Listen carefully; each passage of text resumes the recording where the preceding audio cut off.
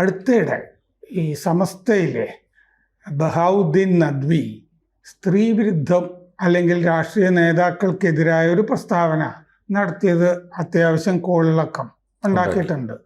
കാരണം നേതാക്കൾക്ക് ഔദ്യോഗികമായിട്ടൊരു ഭാര്യ ഉണ്ടാവും, അതല്ലാതെ അനൗദ്യോഗികമായ വെപ്പാട്ടിമാരൊക്കെ കാണും.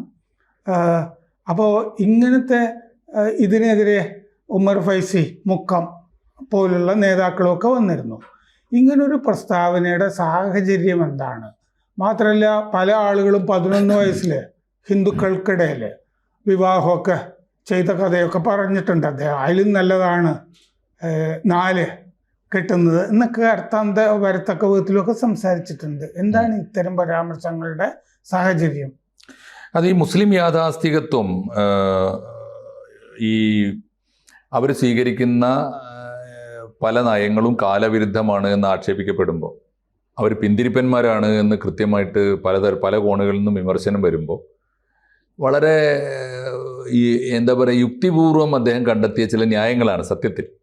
പക്ഷേ പറഞ്ഞു വന്നത് മുഴുവനും അബദ്ധങ്ങളുടെ പരമ്പരയായി, അല്ലെങ്കിൽ അത് വലിയ ആക്ഷേപം ഉണ്ടാക്കി എന്നുള്ളത് കാര്യം. അദ്ദേഹത്തിന് 2 കാര്യങ്ങളാണ്. ഒന്ന്, ഈ പ്രവാചകൻ്റെ പത്നി ആയിഷ ബീവി ഉൾപ്പെടെയുള്ളവരുടെ പ്രായം എന്ന് വെച്ചാൽ നന്നേ ചെറിയ പ്രായത്തിൽ കല്യാണം കഴിച്ചിട്ടില്ലേ, അങ്ങനെയാണെങ്കിൽ ശൈശവ വിവാഹം ആയിക്കൂടെ എന്ന് പറയണം. ശൈശവ വിവാഹം ആകാമല്ലോ, അല്ലെങ്കിൽ ശൈശവ വിവാഹത്തെ നിങ്ങൾ പിന്തുണക്കുന്നുണ്ടോ? സമസ്ത തന്നെ ഒരു ഘട്ടത്തിൽ പറഞ്ഞത് ഓർമ്മയുണ്ടോ? വിവാഹപ്രായം മുസ്ലിം പെൺകുട്ടികളുടെ പ്രായം 18-ൽ നിന്ന് ഏറ്റവും ചുരുങ്ങിയത് 16 ആക്കണം. അതാവശ്യപ്പെട്ടുകൊണ്ട് ഞങ്ങൾ സുപ്രീം കോടതിയിൽ പോകുമെന്ന് പറഞ്ഞിരുന്നു. ഈ എപ്പോഴും പെൺകുട്ടികളുടെ വിവാഹപ്രായം എന്നൊരു പരിധി തന്നെ നിശ്ചയിക്കാൻ പാടില്ല എന്ന് പോലും പലപ്പോഴും മുസ്ലിം പണ്ഡിതന്മാർ പറഞ്ഞിട്ടുണ്ട്. ആ ഒരു കോണ്ടസ്റ്റിൽ ഇദ്ദേഹം ഉന്നയിച്ചു വന്നൊരു കാര്യം, അതിനുവേണ്ടി പുതിയ കാലത്തെ ന്യായങ്ങൾ ഉണ്ടാക്കിയതാണ്. EMSൻ്റെ ഉമ്മാനെ അദ്ദേഹത്തിൻ്റെ വാക്ക് അങ്ങനെ. അപ്പോൾ EMSൻ്റെ അമ്മ കല്യാണം കഴിച്ചത് 11-ാം വയസ്സിലാണ് എന്ന് അദ്ദേഹം പറയുമ്പോൾ ന്യായം എന്താണെന്ന് വെച്ചാൽ, അതുകൊണ്ട് ഉത്തമനായ നാടിന് ഒരുപാട് ഗുണങ്ങളുള്ള ഒരു പുത്രനുണ്ടായില്ലേ.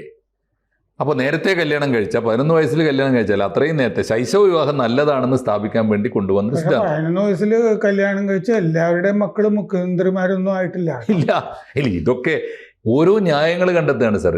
അതും ഏത് കാലത്ത്? അത് അന്നിപ്പോൾ EMSൻ്റെ അമ്മ മാത്രമല്ലല്ലോ, ആ കാലഘട്ടത്തിലെ എല്ലാ ജാതിയിലും പെട്ട, എല്ലാ സമുദായത്തിലും പെട്ട എല്ലാ സ്ത്രീകളുടെയും കല്യാണപ്രായം എന്ന് പറഞ്ഞാൽ അറിയാലോ. അതിപ്പോൾ 9 വയസ്സ് 10 വയസ്സിൽ. എൻ്റെ അമ്മ, ഞങ്ങളുടെയൊക്കെ വല്യമ്മ 9-ാം വയസ്സിലും 10-ലും. ഇത് ഒരു അന്നത്തെ ആ കാലത്തേക്ക് നമ്മൾ തിരിച്ചു പോകണമെന്നുള്ളതാണല്ലോ ചോദ്യം. ഇദ്ദേഹം പറഞ്ഞ ന്യായീകരിക്കാൻ വേണ്ടി EMSനെ കൂട്ടുപിടിച്ചു. അത് വലിയ അബദ്ധമായി എന്ന് വെച്ചാൽ എല്ലാ കോണും ആരും ന്യായീകരിക്കാനുണ്ടായില്ല അദ്ദേഹത്തെ. രണ്ടാമത് അദ്ദേഹം പറഞ്ഞൊരു ന്യായം, ബഹുഭാര്യത്വത്തിന് എന്താണ് ന്യായം? അതിന് കാരണമുണ്ട്. ബഹുഭാര്യത്വത്തിന് അദ്ദേഹം ന്യായം കണ്ടെത്തുമ്പോൾ ഒരുപാട് പേരുടെ ബഹുഭാര്യത്വത്തിന് ഉത്തരം പറയേണ്ടി വരും. പ്രത്യേകിച്ച് മതപണ്ഡിതന്മാരിൽ നല്ലൊരു ശതമാനം പേർക്ക് ബഹുഭാര്യത്വം ഉണ്ട്, ഒന്നിലേറെ ഭാര്യമാരുണ്ട്, എല്ലാ വിഭാഗത്തിലും പെട്ടവർക്ക്. ഇപ്പോൾ സുന്നികളിൽ ധാരാളമുണ്ട്, മുജാഹിദുകളിലുണ്ട്, ജമാഅത്തെ ഇസ്ലാമിയിലും ബഹുഭാര്യത്വമുള്ള ധാരാളം പേരുണ്ട്. ഇപ്പോൾ ഏറ്റവും ഒടുവിലത്തെ വാർത്ത സാറ് കണ്ടിട്ടുണ്ടോ? എനിക്ക് തോന്നുന്നു ഇദ്ദേഹം ഇത് ഉന്നയിച്ചതിൻ്റെ കാര്യം, കാന്തപുരത്തിൻ്റെ മോന്, കാന്തപുരം ബഹുഭാര്യത്വത്തിന് പറഞ്ഞ ന്യായങ്ങൾ ഓർമ്മയുണ്ടല്ലോ. ഈ സ്ത്രീകൾക്ക് ആർത്തവമുള്ളത് കൊണ്ട് ആ സമയത്ത് പുരുഷന്മാർക്ക് സഹിക്കാൻ പറ്റാത്തത് കൊണ്ട് ആണ് ഒന്നിലേറെ മോനിപ്പോൾ അത് പ്രായോഗികമാക്കി. കാന്തപുരത്തിൻ്റെ കാര്യങ്ങളും സ്ഥാപനങ്ങളും ഒക്കെ ഇപ്പോൾ നടത്തിക്കൊണ്ടു പോകുന്നത് അസ്ഹരിയാണ്, അദ്ദേഹത്തിൻ്റെ മോനാണ്. മോനിപ്പോൾ പോയി കല്യാണം കഴിച്ചത് വലിയ വിവാദമായി. മുജാഹിദ് നേതാവ് MM അക്ബർ ഇങ്ങനെ ഉത്ബോധനത്തിനും ഇസ്ലാമിലേക്ക് ആളുകളെ പ്രബോധനം നടത്തിക്കൊണ്ടുവരാനും ശ്രമിക്കുന്നതിനിടയിൽ സ്വന്തം വീട്ടുകാർ പോലും അറിയാതെ കല്യാണം കഴിച്ചത് വിവാദമായി. ധാരാളം ഇഷ്യൂസ് അങ്ങനെയുണ്ട്. മുജാഹിദിൻ്റെ തന്നെ വേറൊരു നേതാവായിരുന്ന സുഹൈർ ചുങ്കത്തറ മൗലവി, അദ്ദേഹത്തിൻ്റെ കല്യാണ കത്ത് തന്നെ വിവാദമായിരുന്നു. ഞങ്ങളുടെ ഭർത്താവ് 4ാമതും വിവാഹിതനാവുകയാണ്. ഓർമ്മയുണ്ട് സാറിന്? കത്തൊക്കെ വലിയ വാർത്തയായതാണ് എന്ന് പറഞ്ഞിട്ട്, ഞങ്ങളുടെ ഭർത്താവ് 4ാമതും വിവാഹിതനാവുകയാണെന്ന് പറഞ്ഞിട്ട് 1-ാം ഭാര്യ 2-ാം ഭാര്യ 3-ാം ഭാര്യ ഒപ്പ്. ഈ മാതിരി പരിഹാസങ്ങൾ നടന്നുകൊണ്ടിരിക്കുന്ന കാര്യം മിക്കവാറും എല്ലാ വിഭാഗത്തിലും പെട്ടവർക്ക് ഇതുണ്ട്. ഒരുപാട് ജമാഅത്തെ ഇസ്ലാമി പണ്ഡിതന്മാരെ എനിക്കറിയാം. അപ്പം ഞാൻ പറഞ്ഞു, ഇതിനൊക്കെ മറുപടിയായിട്ട് അദ്ദേഹം കണ്ടെത്തിയതാണ്, കല്യാണം കഴിക്കുന്നതല്ലേ ഭേദം. നമ്മുടെ നാട്ടിലെ രാഷ്ട്രീയ നേതാക്കന്മാർക്കും നമ്മുടെ നാട്ടിലെ ഒട്ടുമിക്ക ഉദ്യോഗസ്ഥന്മാർക്കും ഒക്കെ എന്താ പറയുക, രേഖാമൂലമുള്ള ഒരു ഭാര്യയും പിന്നെ കുറേ വൈഫ് ഇൻചാർജുമാരും ഇല്ലേ എന്ന് വെച്ചാൽ അനൗദ്യോഗിക ഭാര്യമാർ കുറേ എണ്ണം ഇല്ലേ എന്നാണ് ചോദിക്കുന്നത്. ഇതിൽ അദ്ദേഹം പെട്ടുപോയത് എവിടെയെന്ന് വെച്ചാൽ, ഒന്ന്, അദ്ദേഹം ബഹുഭാര്യത്വത്തെ ന്യായീകരിക്കാനും ശൈശവ വിവാഹത്തെ ന്യായീകരിക്കാനുമാണ് കഷ്ടപ്പെട്ട് പറഞ്ഞത്. കോഴിക്കോട് ജില്ലയിലെ മടവൂരിലാണ് ആ പ്രസംഗം. അന്ന് തുടങ്ങി കലാപം കൂട്ടിയവർക്ക് വല്ല ന്യായമുണ്ടോ എന്ന് എനിക്ക് അറിഞ്ഞുകൂടാ. അദ്ദേഹത്തിനെതിരായിട്ട് CPM ആണ് ആദ്യം രംഗത്ത് വന്നത്. അദ്ദേഹം അങ്ങനെ പറഞ്ഞു. ഇങ്ങനെ സത്യത്തിൽ അല്ല, കുറച്ചു കാലമായിട്ട് സമസ്തയിലേക്ക് അകന്ന് നിൽക്കുന്ന ഒരാളാണല്ലോ ഈ നദ്വി, ഇല്ലേ? നമ്മൾ തെരഞ്ഞെടുപ്പ് കാലത്തും ഒക്കെ ചർച്ച ചെയ്താണ് ഈ നദ്വിയുടെ പ്രശ്നം. ഇപ്പോൾ അദ്ദേഹം നേരിടുന്ന വെല്ലുവിളിയും അദ്ദേഹം നേരിടുന്ന ഈ ആക്രമണങ്ങളും ഒക്കെ പൊളിറ്റിക്കലാണ്. സമസ്തയിലെ 40 പേരാണ് മുഷാവറ അംഗമുള്ളത്. ഇപ്പോൾ കൃത്യമായിട്ട് എടുത്താൽ ഒടുവിൽ നടന്ന പല ഇഷ്യൂസിലും ഇദ്ദേഹം ഒറ്റപ്പെട്ടു പോയി. ലീഗിൻ്റെ പക്ഷത്ത് നിൽക്കാൻ ഇപ്പോൾ സമസ്തയിൽ ഒരേ ഒരു മുഷാവറ അംഗമേ ഉള്ളൂ, രണ്ടാമതൊരാളില്ല എന്നുള്ള അവസ്ഥയാണ്. അപ്പോൾ ഇദ്ദേഹത്തെ ഒറ്റതിരിഞ്ഞ് ആക്രമിക്കാൻ കിട്ടിയപ്പോൾ രണ്ടു കൂട്ടരും ഒന്നായി. സമസ്തയിൽ ജിഫ്രി തങ്ങൾ തൊട്ട് ഉമർ ഫൈസി മുക്കം ഉൾപ്പെടെയുള്ളവർ ഒരുമിച്ച് നിന്നിട്ട് ഇദ്ദേഹത്തെ അറ്റാക്ക് ചെയ്തു. ജിഫ്രി തങ്ങളാണല്ലോ സമസ്തയുടെ ഏറ്റവും വലിയ നേതാവ്. അദ്ദേഹം ചോദിച്ചു, മതപണ്ഡിതന്മാരുടെ പണി രാഷ്ട്രീയ നേതാക്കളുടെയും നാട്ടിലെ ഉദ്യോഗസ്ഥ പ്രമുഖന്മാരുടെയൊക്കെ കിടപ്പറ പോയി പാളി നോക്കലാണോ? അത് ന്യായമായ ജനാധിപത്യപരമായ ചോദ്യമാണ്. പക്ഷേ അദ്ദേഹത്തിന് അത് ഉന്നയിക്കേണ്ടി വന്നു. ഒന്ന്. രണ്ട്, ഇദ്ദേഹം അടുത്ത ചോദ്യം, ഇദ്ദേഹം ലീഗിന് വേണ്ടി അന്ധമായി ന്യായീകരിക്കുന്ന ഒരാളാണ്. സമസ്തനെ അനുകൂലിക്കുന്ന ഏക ആളാണ്. അപ്പോൾ അടുത്ത ചോദ്യം, അങ്ങേക്ക് ഏറ്റവും അടുപ്പവും പരിചയവും ആത്മബന്ധവും ഉള്ളത് ലീഗ് നേതാക്കളോടല്ലേ? അവർക്കെതിരല്ലേ ഈ പ്രസ്താവന എന്നുള്ള ചോദ്യം വന്നു. ലീഗ് വിരുദ്ധരെല്ലാവരും കൂടി ഇദ്ദേഹത്തെ ആക്രമിക്കാൻ തുടങ്ങി. സത്യത്തിൽ എനിക്ക് തോന്നുന്നത് ഈ പ്രസ്താവനയെ ഇദ്ദേഹത്തെ ആകെ അനുകൂലിക്കാൻ കേട്ടത് മുഷാവറയിലൊന്നും ഇല്ലെങ്കിലും ലീഗ് പക്ഷത്ത് നിൽക്കുന്ന ഒരാളാണ് നാസർ ഫൈസി കൂടത്തായി. നാസർ ഫൈസി കൂടത്തായി മാത്രമാണ് ഇദ്ദേഹത്തെ ന്യായീകരിച്ചുകൊണ്ട് പിന്തുണക്കാൻ വന്നത്. വേറെ ആരും വന്നില്ല. ലീഗ് പക്ഷത്ത് വന്നാൽ പെട്ടുപോകും. അപ്പം പറഞ്ഞൊക്കെ ലീഗിനും ബാധകമാണ്. ആരും വരാൻ ഇല്ലാത്തൊരവസ്ഥ. ആരെങ്കിലും നോക്കായിരുന്നില്ലേ അനുകൂലിക്കാൻ? പക്ഷേ ഈ സമയത്ത് സാർ, ഞാൻ ഈ പ്രസ്താവനയെ കാണുന്നത് വേറൊരു അർത്ഥത്തിലാണ്. ഈ ബഹാവുദ്ദീൻ നദ്വി എന്ന് പറയുന്ന മനുഷ്യൻ സമസ്ത മുഷാവറയിലെ അംഗമാണ്, വലിയ പണ്ഡിതനാണ്. മമ്പറം തങ്ങളുടെ ജീവചരിത്രം ഉൾപ്പെടെയുള്ള വലിയ പുസ്തകങ്ങളൊക്കെ എഴുതിയിട്ടുള്ള ഗ്രന്ഥകർത്താവാണ്. മറ്റൊന്ന്, പുതിയ തലമുറയിലെ സുന്നി പണ്ഡിതന്മാരെ വാർത്തെടുക്കുന്ന ഏറ്റവും വലിയ സ്ഥാപനമായ ചെമ്മാട് ദാറുൽ ഹുദ അക്കാദമിയുടെ വൈസ് ചാൻസലറാണ്. ഡോക്ടറേറ്റും ഉണ്ട് ഇദ്ദേഹത്തിന്. എല്ലാ നിലക്കും സ്കോളറാണ്. ഇദ്ദേഹത്തിൻ്റെ ഈ സ്റ്റേറ്റ്മെൻറ്റിന് വേറെ ചില അർത്ഥങ്ങളില്ലേ? ഒന്നാമത്തെ കാര്യം, ബഹുഭാര്യത്വത്തെ ന്യായീകരിക്കാൻ വേണ്ടി നിങ്ങൾ ഓരോ പുരുഷന്മാർക്കും, നമ്മുടെ നാട്ടിലെ പ്രമുഖരായ ശേഷിയുള്ള സാമ്പത്തിക നിലയുള്ള പദവിയുള്ള എല്ലാ പുരുഷന്മാർക്കും ഈ വൈഫ് ഇൻചാർജുമാരുണ്ട് എന്ന് പറയുമ്പോൾ ന്യായമായ ഒരു മറുചോദ്യമില്ലേ അതിന്? ഇങ്ങനെ കീപ്പായി കൊണ്ടു നടക്കുന്ന അനധികൃതമായ ഭാര്യമാരൊക്കെ തന്നെ, വൈഫ് ഇൻചാർജുമാരൊക്കെ തന്നെ, അവർക്കൊക്കെ തന്നെ ഹസ്ബൻഡ് ഇൻചാർജുമാരും ഉണ്ടല്ലോ. എന്ന് പറഞ്ഞാൽ ബഹുഭാര്യത്വത്തെ ന്യായീകരിക്കാൻ പറഞ്ഞ ഇതേ വാദം കൊണ്ട് ഉസ്താദെ എന്നാൽ പിന്നെ ബഹുഭർത്തൃത്വമായിക്കൂടെ എന്ന് ഇദ്ദേഹത്തിൻ്റെ വീട്ടിലെ കുട്ടികൾ ചോദിച്ചാലോ ഇദ്ദേഹം എന്ത് പറയും? ഒന്ന്. രണ്ടാമത്തെ ഒരു കാര്യം, ഇദ്ദേഹം ഇത്രയും കാലം ഈ മതം പറഞ്ഞുകൊണ്ടിരുന്ന ഒരാൾക്ക്, ഇത്രയും കാലം ഇദ്ദേഹം മതം പ്രസംഗിക്കുന്നു, മതം പ്രചരിപ്പിക്കുന്നു, മതം എഴുതുന്നു, മതം പഠിപ്പിക്കുന്നു. ഇത്രയൊക്കെ പഠിപ്പിച്ചിട്ട് ഇത്രയൊക്കെ എത്തിച്ചേർന്നിട്ടും സമസ്തക്ക് 100 വയസ്സായി സാർ, 101 വയസ്സായി, 100 വയസ്സാകുന്നു 1925. ഇത്രയൊക്കെ ഇവർ പഠിപ്പിച്ചിട്ടും ആ സമുദായം ഇപ്പോഴും എത്തി നിൽക്കുന്നത് ഒരു ഭാര്യയും കുറേ വൈഫ് ഇൻചാർജുമാരും എന്ന നിലയിലാണോ? അതാണോ ഇത്രയും കാലം ഇവർ പഠിപ്പിച്ചത് എന്ന് പറഞ്ഞ അർത്ഥം എന്താ? അവർ പഠിപ്പിച്ചു വെച്ചിരിക്കുന്ന ഈ സമൂഹം ധാർമ്മികമായി കുത്തഴിഞ്ഞു പോയിരിക്കുന്നു എന്നല്ലേ? ആരായതിന് ഉത്തരവാദി? KT ജലീലിൻ്റെ ഒരു സ്റ്റേറ്റ്മെൻറ്റ് ഓർമ്മയില്ലേ പണ്ട്? ഈ മദ്രസയിൽ പഠിപ്പിച്ചിട്ടാണല്ലോ ഈ കുട്ടികളൊക്കെ ഡ്രഗ് മാഫിയയുടെ വക്താക്കളാകുന്നത്.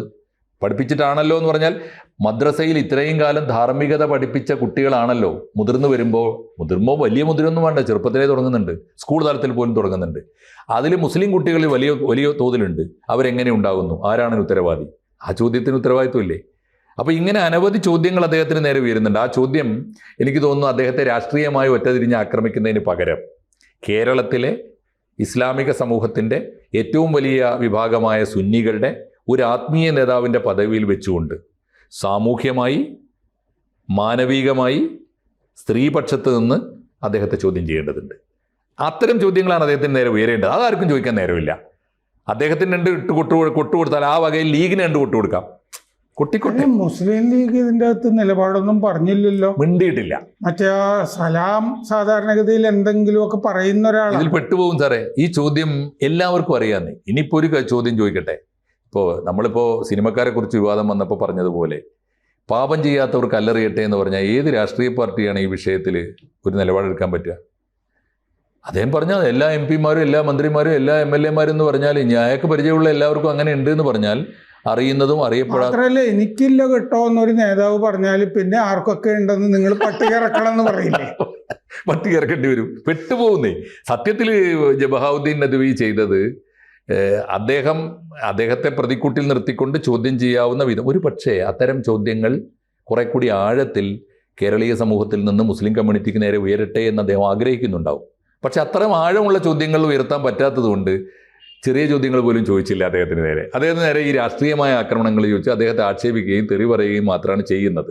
സത്യത്തിൽ ഉയരേണ്ടതാണ്, വലിയ ചോദ്യങ്ങൾ ഉയരേണ്ടതാണ്. ഈ ചോദ്യം വളരെ പ്രസക്തമായ ചോദ്യമാണ് അദ്ദേഹം ഉയർത്തിയത്. അദ്ദേഹം ഉയർത്തിയ ചോദ്യം ശരിയാണ്. ഈ കുളിമുറിയിൽ ഇപ്പോൾ ഈ ധാർമ്മിക ഭാഷ പറയുന്ന പോലെ ആയിരുന്നെങ്കിൽ ഈ നദ്വി പണ്ഡിതനൊക്കെയാണല്ലോ, അദ്ദേഹം പിന്നീടെങ്കിലും വിശദീകരിക്കണം. എൻ്റെ ഉദ്ദേശം പുരോഗമനമായിരുന്നു കേട്ടോ, അതുകൊണ്ട് ഞാനിപ്പോൾ പറഞ്ഞ ഈ ചോദ്യം ഉയർത്തിയതാണെന്ന് അദ്ദേഹം വിശദീകരിക്കണമായിരുന്നു. അദ്ദേഹം പറഞ്ഞില്ല. എനിക്ക് തോന്നുന്നു അദ്ദേഹത്തിന് വലിയ സമ്മർദ്ദം വന്നിട്ടുണ്ടാവും. അദ്ദേഹത്തിന്റെ ഗ്രൂപ്പിൽ നിന്ന് തന്നെ അദ്ദേഹത്തെ പിന്തുണക്കാൻ ആരും ഉണ്ടായില്ല. അദ്ദേഹം പിന്തുണക്കുന്ന രാഷ്ട്രീയ പാർട്ടിയിൽ നിന്നും ഉണ്ടായില്ല. അതിൻ്റെ ഒരു കാര്യം എന്താണെന്ന് വെച്ചാൽ ആർക്കും പാപം ഞങ്ങളുടെ പാർട്ടിയിൽ ആരും ഇല്ല എന്ന് ആർക്കും പറയാൻ പറ്റില്ലല്ലോ. ചോദ്യം ചെയ്യാൻ ധാർമ്മികമായ ധൈര്യമുള്ള ആരും ഉണ്ടായില്ല. അതാണ് ഇതിൻ്റെ ഒരു കാര്യം. പ്രധാനപ്പെട്ട ചോദ്യം ധാർമ്മികമാണ്. ആ ധാർമ്മികം വ്യക്തിപരമായ ധാർമ്മികതയുടേതല്ല, മുസ്ലിം കമ്മ്യൂണിറ്റിയുടെ ധാർമ്മിക നിലവാരത്തെ ഒരു പണ്ഡിതനെ ഉയർത്തിച്ചു കാണിക്കുകയാണ്. അദ്ദേഹം പറയുന്നതിന് മറ്റു സമുദായം ഉത്തരവാദിത്വം, തീർച്ചയായിട്ടും മുസ്ലിം കമ്മ്യൂണിറ്റി ലീഡറാണല്ലോ. മുസ്ലിം കമ്മ്യൂണിറ്റിയുടെ ധാർമ്മികത എവിടെ ചെന്ന് നിൽക്കുന്നു എന്ന് ഒരു മഹാപണ്ഡിതൻ ചോദിക്കുമ്പോൾ ഇത്രയും കാലം ഇവർ നടത്തിയ മതപ്രബോധനത്തിൻ്റെ ഫലം എന്താണ് എന്ന ചോദ്യം. 2, ഈ കമ്മ്യൂണിറ്റിയിലെ പുതിയ ചെറുപ്പക്കാർ, തോന്നിയ പോലെ ജീവിക്കുന്ന ചെറുപ്പക്കാരുണ്ടല്ലോ, മയക്കുമരുന്ന് വിറ്റും പണമുണ്ടാക്കാമെന്ന് വിചാരിക്കുകയും ലോകത്തിൽ എവിടെ പോയി ഏത് രാജ്യത്ത് പോയും കൂത്താടാം, ലൈംഗികമായ അരാജകമായി ജീവിക്കാമെന്ന് വിചാരിക്കുന്ന പുതിയ തലമുറയുണ്ടല്ലോ, അവർ ഈ മതപൗരോഹിത്യത്തിൻ്റെ ഇടത്തെ കവളത്തടിക്കുന്നുണ്ട്. എന്താ കാര്യം എന്നറിയോ? നിങ്ങളെയൊക്കെ എന്തിനു കൊള്ളാമെന്ന് ഞങ്ങൾക്കറിയാം. ഞങ്ങളുടെ ജീവിതത്തിൽ നിങ്ങൾക്ക് റോളുമില്ല. നിങ്ങൾ മതപ്രസംഗം നടത്തിക്കൊള്ളുക, കാശ് വാങ്ങിക്കൊള്ളുക, നിങ്ങൾ കോളേജ് നടത്തിക്കൊള്ളുക, ഫീസ് വാങ്ങിക്കൊള്ളുക, ശമ്പളം വാങ്ങിക്കൊള്ളുക, വലിയ ബിരുദം തലയിൽ വെച്ചുകൊള്ളുക, മതം ഒക്കെ ചെയ്തു കൊള്ളുക. പക്ഷേ ഞങ്ങൾ എങ്ങനെ ജീവിക്കണമെന്ന് ഞങ്ങൾ തന്നെ തീരുമാനിക്കും. മതത്തെ നിഷ്കരുണം ഒരു സമുദായം വലിച്ചെറിഞ്ഞിരിക്കുന്നു എന്ന പ്രഖ്യാപനം കൂടിയാണ് നദ്വി നടത്തിയത്. അല്ലേ സാർ ഒന്ന് ആലോചിച്ച് നോക്കൂ. അതാണെങ്കിൽ നദ്വിയുടെ ചോദ്യത്തിന് ഒരുപാട് അർത്ഥങ്ങളുണ്ട്.